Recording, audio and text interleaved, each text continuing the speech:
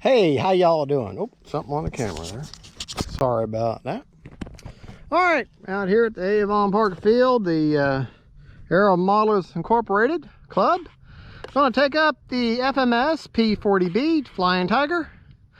Right aileron, left aileron, up elevator, down elevator, right rudder, left rudder. And we really don't need flaps. The last time you saw me fly this plane, or before, I hadn't got the calibration right on the ESC, and for whatever reason she just didn't feel like she had anywhere near enough power. Well, I thought I'd calibrated her correctly before that, and I apparently had not. But maybe just a touch of it. 4.5 minute timer right now. Great flying warbird, as Rich at RC Informer would say, a well-behaved warbird. And it really is. It is a well-behaved warbird.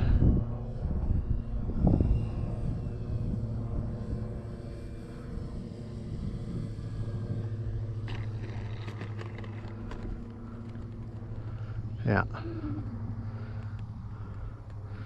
She's not the easiest plane in the world to land, but definitely easier than a lot of other warbirds that I have landed before. And she's a little bit forgiving, does have a very thick core as far as her wing goes, so she'll slow right down for you. Absolutely beautiful plane, beautiful plane. Do have to be on the sticks when you take off. She's going to want a torque roll on you, so you got to be careful with that. I got to hold a little bit of right rudder in when I'm flying with her. Try to stay out of that sun.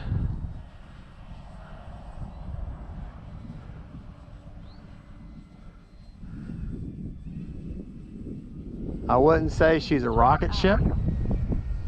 Gear down. Time remaining 3 minutes. Landing flaps. All right, we're going to try to land her this time with landing flaps. Already got my stuff down.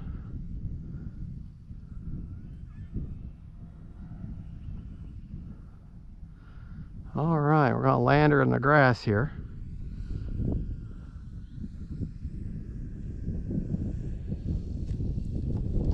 There you go. There you go. We'll try that again. We're going to land her in the flat grass again.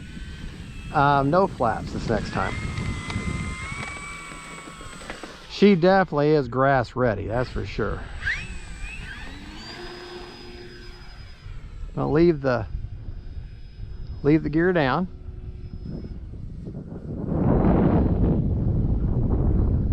Try to stay out of the F-16 killing zone there.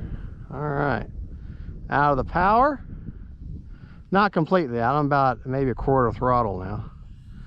Almost half throttle.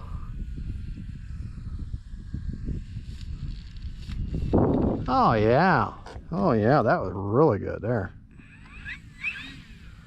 Oh, let's see if we can't do grass stops takeoff. Now we're going to do takeoff flaps for this. I want to get her all out of that grass as quick as I can. Full up elevator.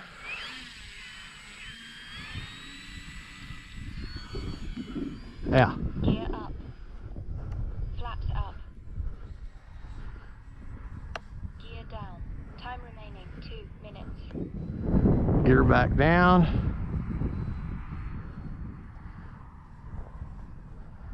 Avoiding the sun. Out of the power.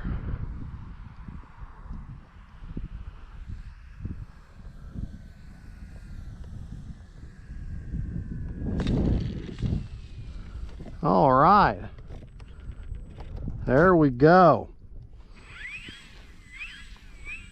Oh, come on now. Up. Help me, help me, help me. Motor off. Let's go over here, and she has, sometimes you can wiggle your controls. Sometimes the wind will help you.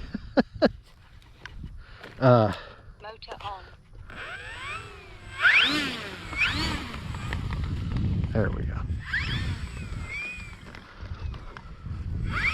Well, that's a good looking plane, you know? That really is. All right, get it. I'm running a 4000 Smart Pack, just so you're aware. All right.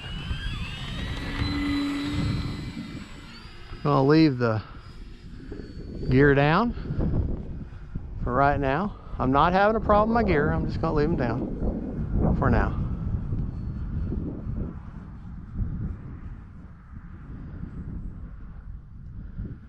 Hold a little bit of back pressure there, using my rudder to correct.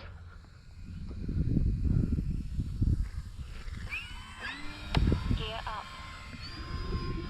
I ain't gonna lie, that was a mistake. Gear down. Landing flaps. Flaps up.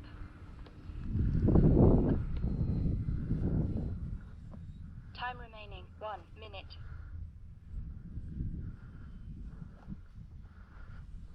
Landing flaps.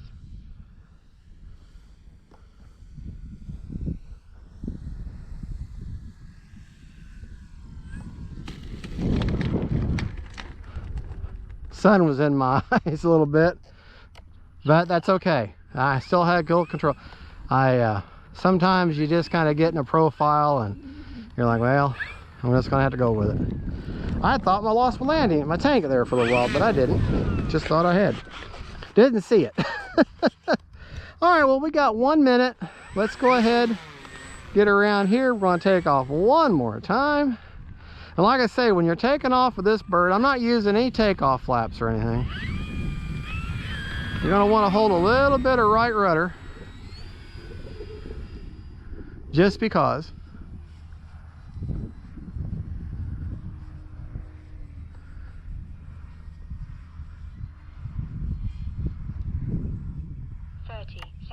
Landing flaps.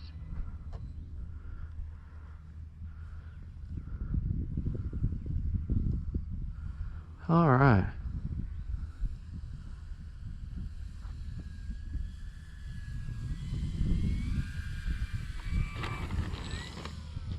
A little bouncy, but not too bad.